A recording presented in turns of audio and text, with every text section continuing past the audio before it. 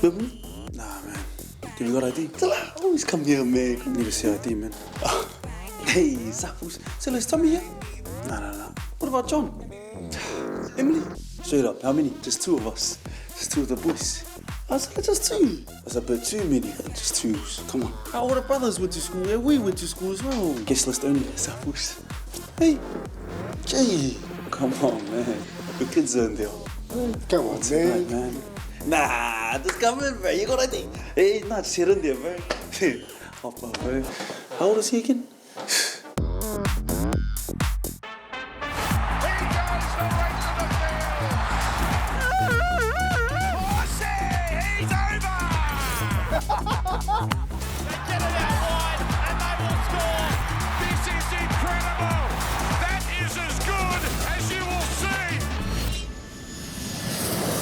Kia ora, what's up whānau, and welcome along to another episode of The Ditch, or as our friends across the Tasman like to say, The Ditch. Ko Madison tōku ingoa. Ko Adam Blair tōku ingoa. Let's take a look at what's coming up next on The Ditch.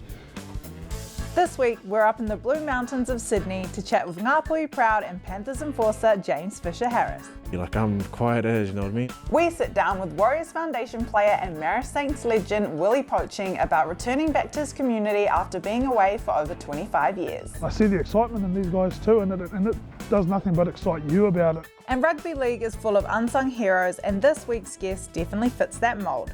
Newcastle Knights quiet assassin Leo Thompson from the mighty Hawke's Bay. We're looking forward to catching up with Leo on the couch soon. Wait, imagine if he sent his twin brother. I would have. I thought it was Leo actually playing for the Maori All Blacks. Mean chap. Let's check out some of these highlights. Yay, no Adam voiceover this week, so it's just me. About time. Teddy's a lesbian. That is glorious of the Warriors. How good are the Warriors? They're just on fire, especially Marty Sampson. Here he comes, he's got 4. And this time he just strolls over. Up the wires. Good to see the NRL up in the Sunshine Coast, but how's this for a brain explosion by Dolphins debutant Braden McGrady? Put on the conflict pass down. Oh, McGrady, could he have backed himself for a double? Plus, great to see the Otara Express dot down despite the heavy loss, up the Eels. How's this for an early Christmas gift from Newcastle Santa Gagai? Cleaned up here at Tyrone Peachy. A swap drive to score the Panthers third. Then, from Christmas gifts to outright miracles, surely this is pass of the year. Well, we haven't seen anything at the moment. I think he's flicked that in, Brandy. I think he was mid-air when he flicked that back in. He's just brilliant. Kohler does the Tongan Spider-Man play the ball move. Oh, too much sticky stuff on the hand. Then, Coates goes one better with this frog splash WWE off the top rope I just won lotto dive. Oh my goodness! Xavier Coates leaps high, rounds it down. Ouch, sorry about it. The Titans right winger just says, "You can't parade to catch me." Khan Pereira away from Selwyn Tomo. There's a show of speed. I wish Adam was here to hear my jokes. And finally, because I play for them and it's my show, check out my favourite player, Jordan Rapana, giving it 100% for the club, even if it causes cramp. He's in a bit of pain. He's cramped up. The man. Sorry about win number 9. Up the Raiders. And up next, we catch up with my mate, James Fisher-Harris from the Hokianga. Let's go, my bro. I got you. Ah, you got some mates now. Yo, James. Kia ora, James Fisher-Harris. I play for Penrith Panthers and then watching The Ditch. Saying one thing, body's saying another. I grew up with my brother and my cousin. I stayed with my cousins and that. We all lived together. Just walking around bare feet, you know, go to school bare feet. Just picking off the fruit trees on the way to school and things like that. Went to Kuikui Primary, Okaio College, then went to Whangarei Boys High School eventually. Oh, Fisher-Harris! The ground is broken! When I got that call and opportunity to come Penrith, like, that was it. Like, I was just gonna give it my all, and since then just made tight relationships with the players and coaches. Yeah, we come through the grades together, SG Ball, under 20s, And yeah, a couple of premierships with the boys, and yeah, that was pretty much the family. This is pretty much second home, and away from home. Beautiful. He stormed through a hole. And speaking about whānau, how important has your koro been in your journey in footy? Yeah, nah, he's doing it tough, but he taught us a little bit growing up, and just like footy's not everything, you know what I mean?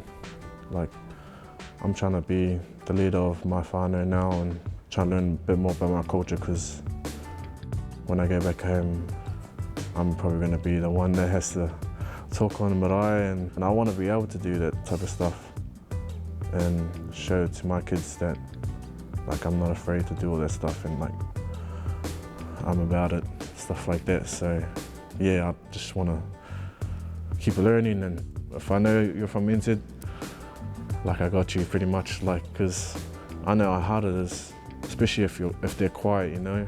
Like, I'm always trying to be there for them and show them ways that I can help them in the long run. I guess the All-Stars helps, learn my pepeha proper, and just like stepping out of comfort zone. We did a multicultural round this year. I just got up, spoke in front of everyone, and we did waiata, and then ended up leading the haka at the end, and then that's like not me. Like, I'm quiet as, you know what I mean? But I'm just getting out there, yeah, trying to get out of my comfort zone and show my kids like that's what our culture's about, and just trying to lead the way.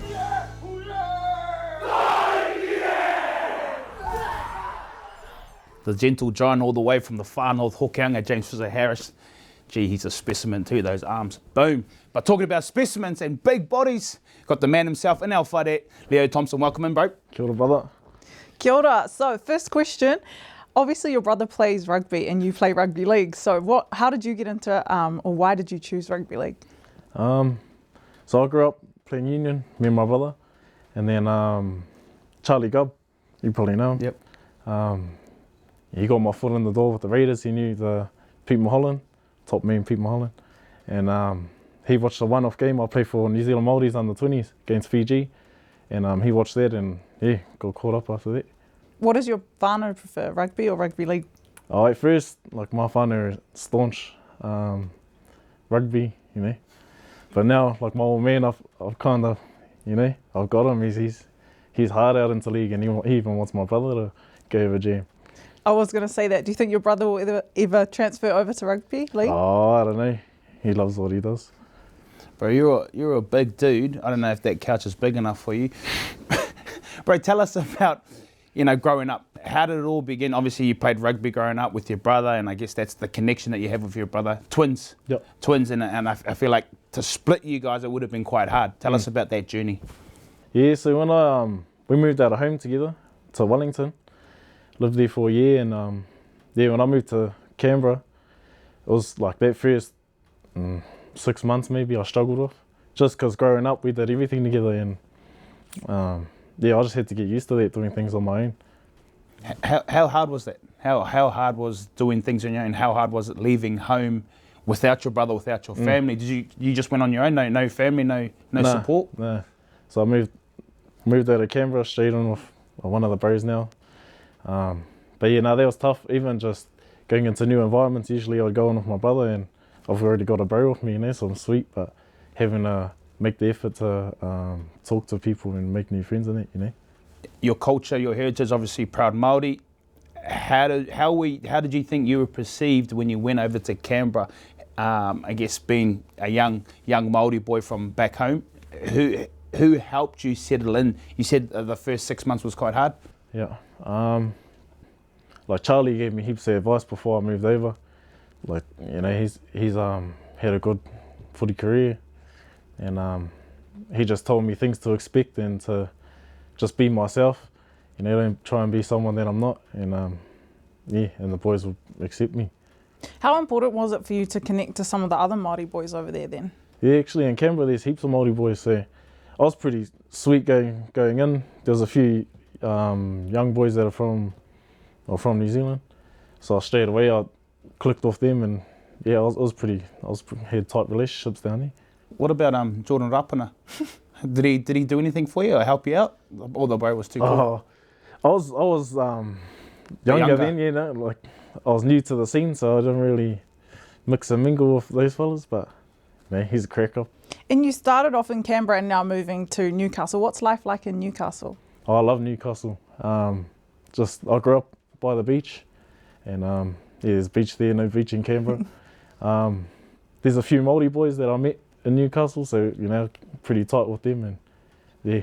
Who's the biggest rascal in the team? Biggest rascal? Probably Jackson Hastings, I reckon. I've heard that from everyone that talks about him, mate. They reckon he's a bit of a tutu, that dude. And so, whilst there was challenge, there's also respect. And with a big run-up, it's this exciting young prospect, Leo Thompson, taking the first charge. That he is of quality. We're seeing that again early on, making a step on the game. Big key coming in here. Hastings, flat ball across to Thompson. Just pushing along to Thompson. Comes at them and ends up on his back in a good tackle. For Thompson as well, runs to Finucane. High pass there for Hastings, for Thompson. Gets away with it. Thompson then with the ball. Headed towards the white pass. Oh! Second is rattled by Leo Thompson. Can you tell us about your journey to getting your tāmoko, coming back to New Zealand, how special that was for you? Yeah, so just because of look? Yeah, that's mean, that's mean. I like it, bro, I like it. Yeah, so I've been wanting to get it done for ages. I wanted to get it done when I was like 19 or something, 20, but I couldn't get back because of COVID and that. Finally got the chance, and yeah, my cousin Tawhanga did it, and it's pretty much just my pepeha from where I'm from. Yeah. Calf socks or skin socks, I reckon, what, one down, one up? Yeah, no, cuz he reckons for a couple of weeks wear the calf skins, protect the tar, but after that, yeah, probably just one. Just one. Is there something wrong with the calves, or are you just, it's just a comfort cramps, you look after cramps. Pickle juice, bro, pickle juice is the trick.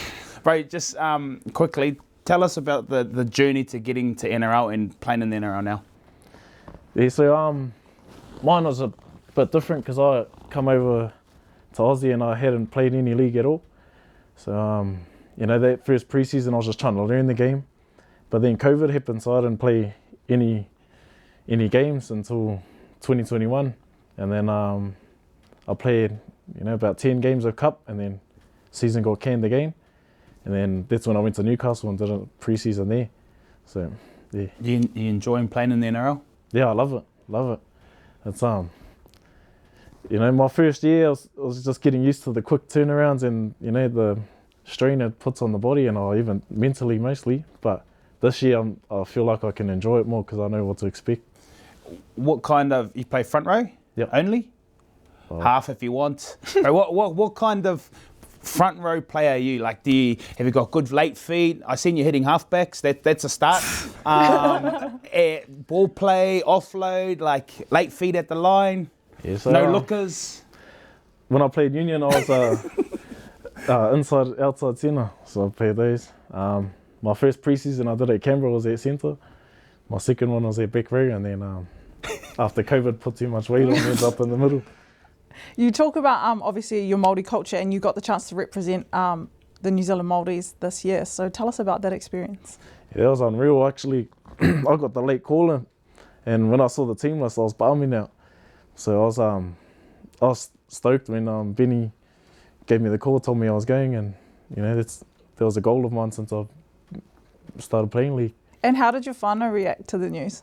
I rang my old man. It was Benny called me at like 10 o'clock, so I was about 12 at home. Woke the old man up, but he was busy.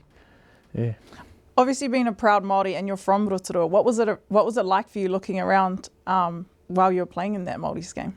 Yeah, that was unreal. Like having all my whānau on the sidelines and playing in front of my nan and koroa. They hadn't seen me play rugby league live yet, so that was their first game, and you know they were real emotional about it. It was obviously the first time that we had the Māoris game come back to New Zealand. How important do you think it is for our nation here to see, and the younger kids to see, that is what you can do? I think it's real important that you know, it gives young Māori kids something to look up to, and especially like in league, there's not much league in New Zealand, so you know that might encourage more Māori kids to take on that path. Monty Beetham, thank you so much for joining me. Willie, I'm going to start with you. Welcome back, first of all. You've been away for about 45, 100 years, Monty said, but you're back. You brought the lovely English weather. Thank you so much. As a souvenir and as a gift to the country, we've brought the rain, so you're welcome. Thank you so very, very much. It was very thoughtful. I love that. It was great. Was you back? Saints go left. Akawola. Big boy, big spin, big try. Around here, in particular, people are grafters. They graft their way through life. I suppose probably one of the biggest names of late to come out of here is Sonny Bill, and he's spoken quite loudly about his upbringing in a council house just up the road with his mum and dad, and he went to the school just behind us at Oaraka, and a lot of the boys that came through this club, and girls now, are following in those footsteps, and they're doing the same thing. And I suppose what the game is a real strong vehicle to get people out and, you know, give them some discipline and some footing in life to be good on the field, but also out of it, in school and such. The kick over the top, looking for Poching. It bounces kindly. Poching touches down. Is he onside? Is he offside? No need to revert to the video referee. Yeah, 95 when it started, and we were just young fellas learning the ropes about professional sport and what it took to be a professional athlete. If you had said to me 30 years later, in that time the club would have won a championship, I would have believed you. I thought it would have happened. It was so big that year. I remember as a kid, and I tell this story quite often, going into a shoe shop as a young fellow. I was about 6 or 7, and my dad was getting me some boots, and the fella asked who I played rugby union for, and I said I played rugby league, and he nearly kicked me out of the shop. Such was the reputation of rugby league and the hatred between the two sports. Coming back now, sitting in a pub, listening to all the Warriors fans and people that talk about the game and the interest and the knowledge that people have, that's what's got me. But those fans, and myself included, want to see them lift that trophy sometime soon. You see it, but you can't believe it! How has he contorted himself? My childhood was spent here. Mascot for my dad's team's ball boy, started playing at the age of 5, and then growing up, and I sit here and look at the field and I think of all the friendships that I made and the games that I played in, all the memories, and it's awesome to be back here, helping my brother-in-law Simon Eremia coach the Prems, to walk in the dressing rooms and watch the guys put on the green and gold.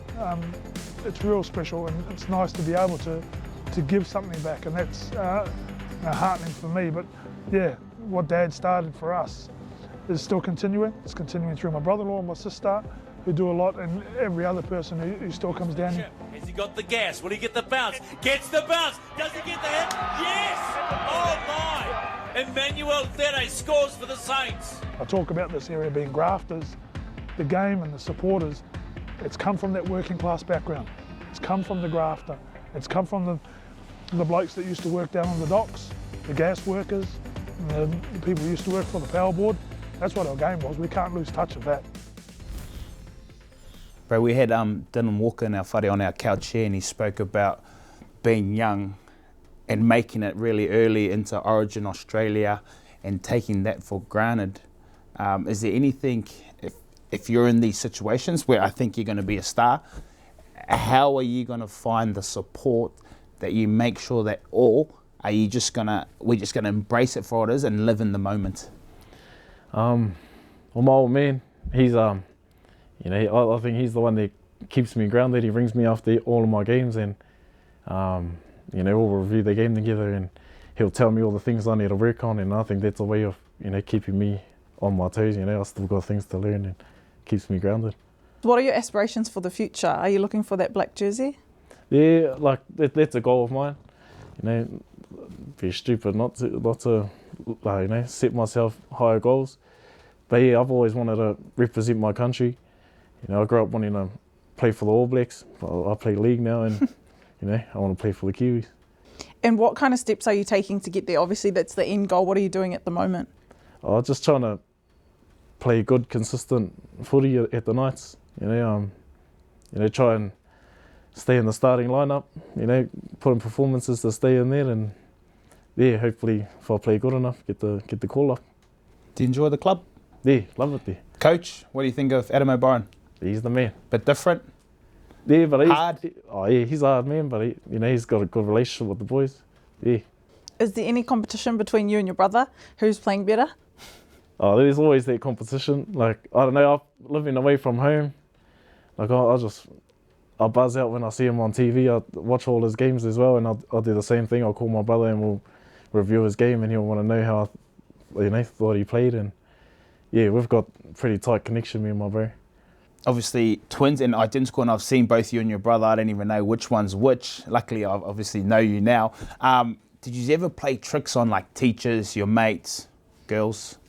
Yeah, when we were at high school, when he had PE, I had English, I think.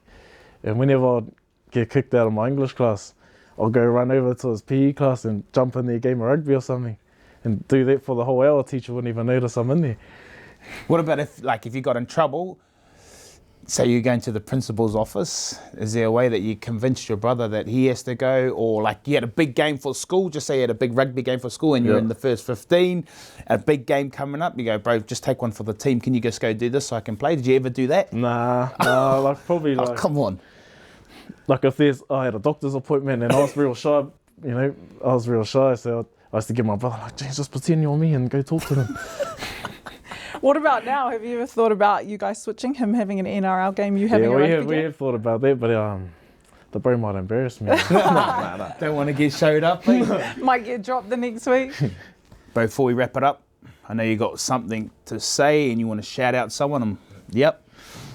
And shout out to the Kazi Tawhanga, Rauru Arts for the mahi, my bro.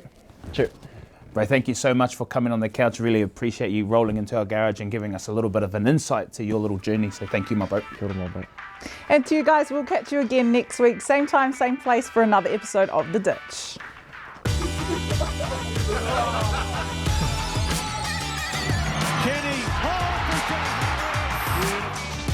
Oh, we wanted them, never got them. Top looking for Poching. Poching touches down.